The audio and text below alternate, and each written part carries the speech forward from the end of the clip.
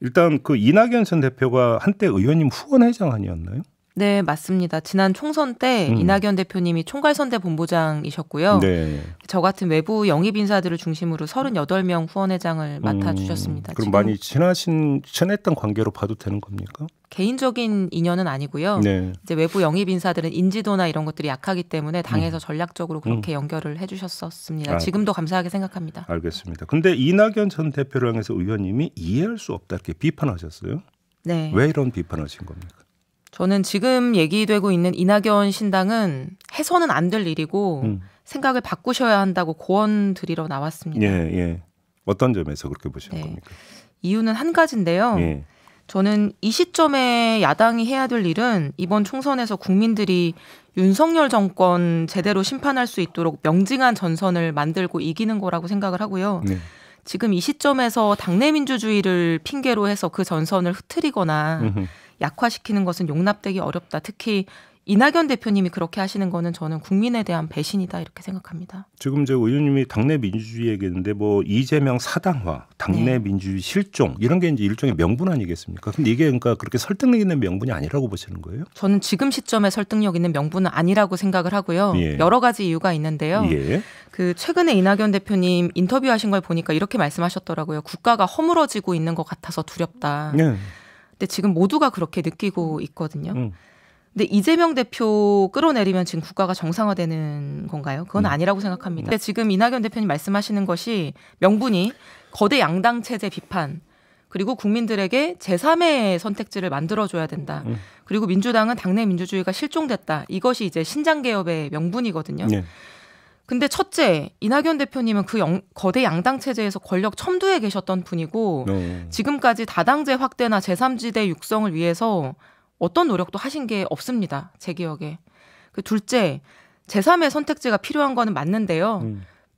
비슷한 선택지를 국민들에게 하나 더 늘려드리기 위해서 민주당을 깨는 것은 저는 명분이 될 수 없다고 보고 네. 국민들이 원하는 제3의 선택지는 어떤 새로운 가치나 새로운 컨텐츠를 가지고 있는 정당이나 정치인일 거라고 저는 생각을 합니다.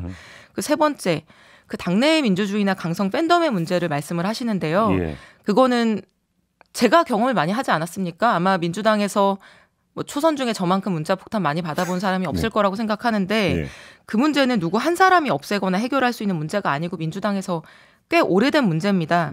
그리고 그 문제를 해결하는 데에는 많은 시간과 노력의 투자가 필요하다고 저는 느끼고요. 근데 이 문제 당장 해결하지 못하면 나가겠다라고 하는 거는 탈당의 핑계에 불과하다. 그렇게 생각합니다. 이준석 신당과 연대 이야기도 나오잖아요. 이건 어떻게 평가하세요? 저는 그 공통분모 없는 유명 인사들끼리의 총선용 떴다방 정당을 만드는 것이 대한민국 정치가 건강해지는 데에 하등에 아무 도움이 안 된다고 생각하고요. 오히려 정당 정치를 희화화하는 것이다 생각합니다.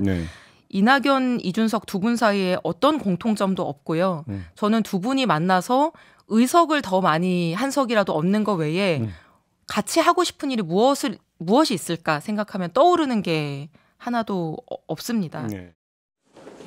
연일 이재명 체제를 흠집내며 신당 창당 움직임에 속도를 내는 이낙연 전 민주당 대표.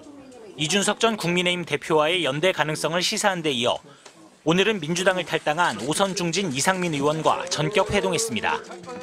뜻을 같이 하는 훌륭한 분들을 이렇게 모아서 세력화하는 것이 필요하니까 이제는 그 당의 미련을 갖고 어떻게 뜯어고치려고 해봤자 부질없는 짓이다. 이 의원은 신당에 대해 구체적 논의는 안 했지만 이재명 사당이 아닌 민주주의와 인권을 근본으로 여기는 전통적 민주당을 재건해야 한다는데 뜻을 모았다고 전했습니다.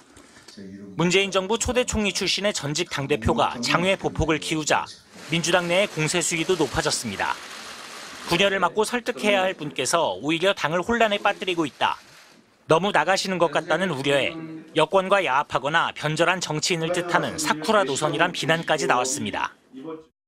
적어도 경선에 패한 분으로서는 할 수 없는 이야기다. 이건 그냥 사실상 경선 불복이다.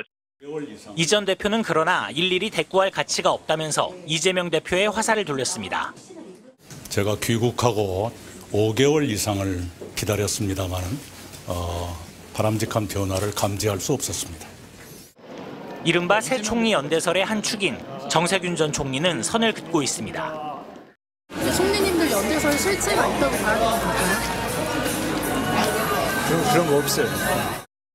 이재명 대표 측은 여전히 이 전 대표와의 소통을 모색한다는 입장이지만 당장 손을 내밀 계획은 없는 것으로 전해졌습니다. MBC 뉴스 박윤수입니다.